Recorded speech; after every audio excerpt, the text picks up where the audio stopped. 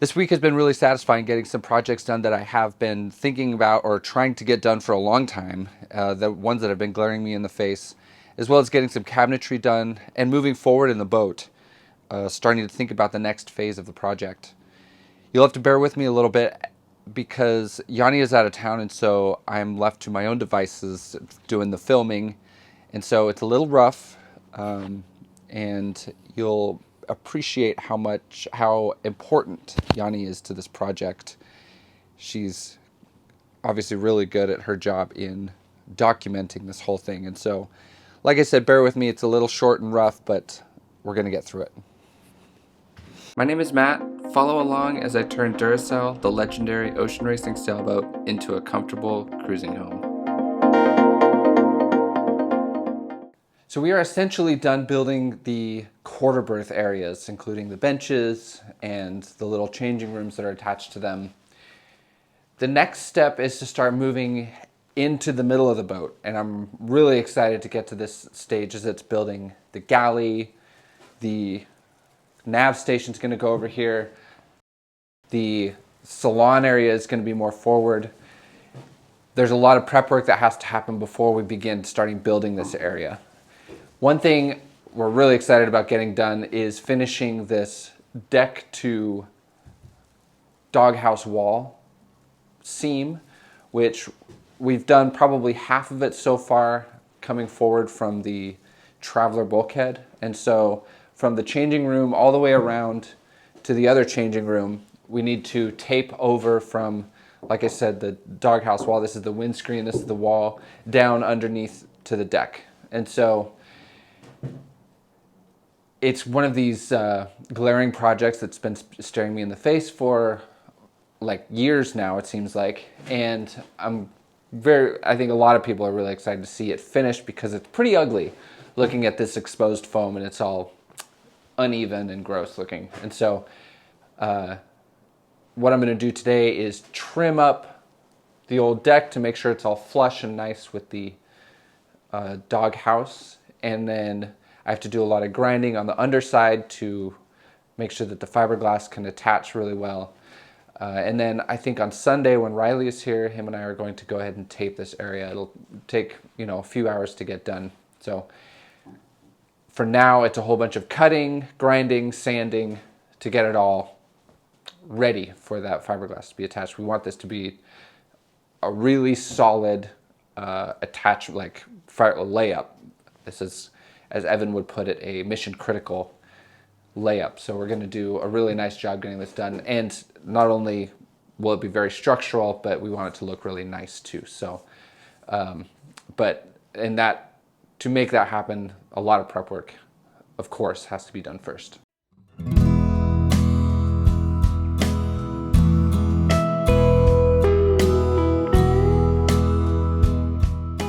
Like I said, these are very critical laminations because they will be part of the structure holding this doghouse together. This means that a lot of care has to be taken when doing the prep work, getting ready to lay down the fiberglass. I use peel ply on almost all of my laminations. This makes the prep work for laying down more fiberglass or coatings a lot easier because the weave of the fiberglass substrate is nicely filled with epoxy, and I have to do minimal sanding to get it ready. If it's a really important layup like this one, I always sand over the peel-plied area to make sure that the area is ready for more epoxy and fiberglass. And of course, any spots that were missed by peel-ply is sanded as well. The joint where the boat's deck meets the doghouse walls took a lot more time to prep. The walls of the doghouse, like I said, are almost already prepped from peel-ply and just needed a quick scuff. But the boat side still has paint on the overhead side, which has to come off. Sanding overhead is the worst, and as you can see, I have a lot more to do as we move forward in the boat. The edge of the deck also has to be trimmed down to the same plane as the doghouse walls. Since this joint is not at 90 degrees, I can't use a router, so I went with my very handy multi-tool to get it close and then used the sander to get it perfect. And lastly, the corner has to be shaped so fiberglass can bend around it. I'll talk more about this in a minute.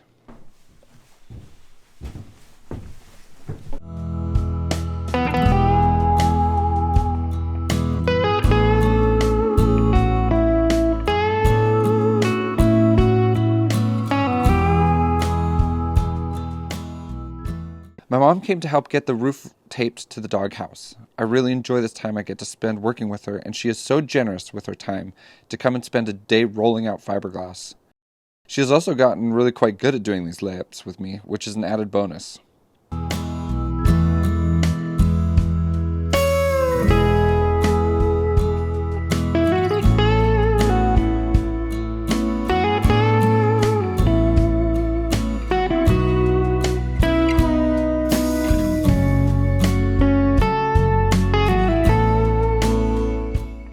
Per advice from the engineer Evan, we are laying up 2 layers of 17-ounce biax fiberglass to these joints. They are 8 and 6 inches wide, with the wider 8-inch layer going on the boat first and the 6-inch on top of that. Finally, a wider layer of peel ply is laminated on top.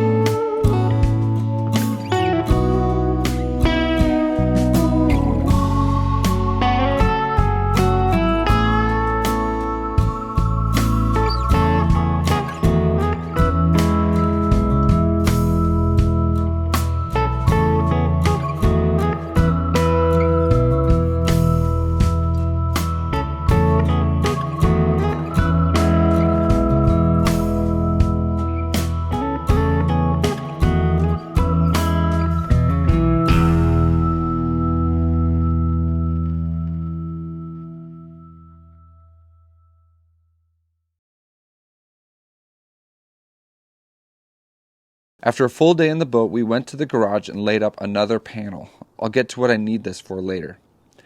At this point, I've got this down to a science and can get a panel done in about an hour. You'll notice that I have a giant new yellow compressor there in my shop. I took delivery of that this week after too much hemming and hawing over how I should invest in a new painting system that will do a good job for the whole boat through the priming and top coat processes. Next week, we'll talk a lot more about this.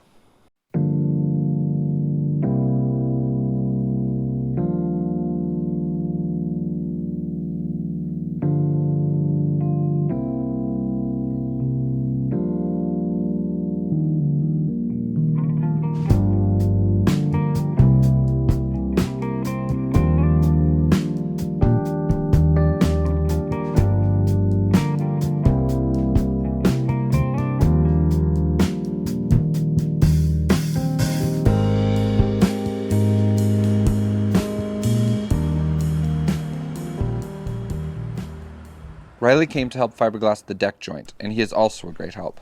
He's got some good previous experience doing glasswork, which is great, along with tons of enthusiasm.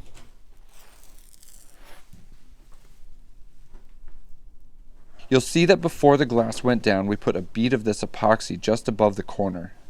17-ounce fiberglass doesn't bend super well, so we put this down to help fill any void under the glass created by the corner. After the fiberglass is saturated, I use my roller to kind of shape the fiberglass to flow really nicely around that corner.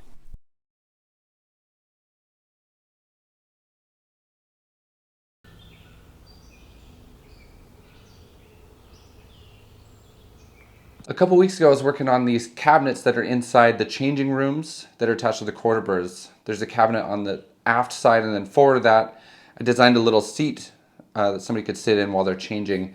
And we never really liked how they turned out. And a lot of you agreed with me that they're too small and something else should be done with it. And so what we're going to do is redesign that area and install another cabinet next to it.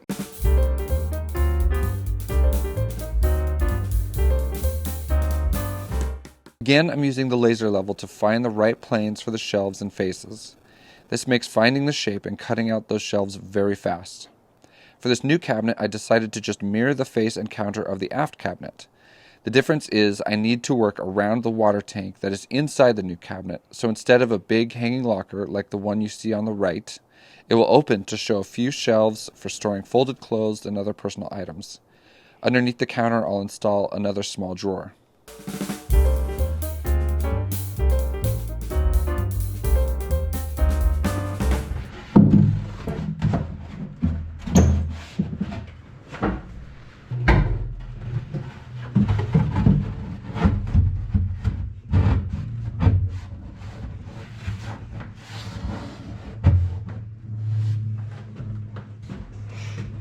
After all the pieces were cut out, it all fit very nicely and it was time to glue it all in.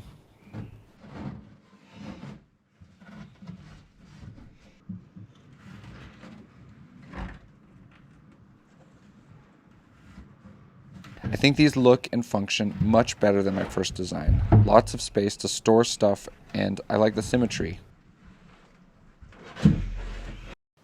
So as we finish the aft end of the main cabin area and move forward in the boat, we could start thinking about building the galley. And so that's where I'm standing right now, is where the galley is going to be. There's going to be a salon area more forward. And so to start thinking about that, what I'm going to do is get rid of this table. This table's been super handy, and it's actually been here in the boat for a really long time. John, the previous owner of the boat, built this table for storage of tools and supplies and everything. He actually also used to sleep on it, and it lived right where it is right now. And so, yeah, I'm going to take it apart, see how it feels in here being all empty, and get ready to think about the next phase of the project.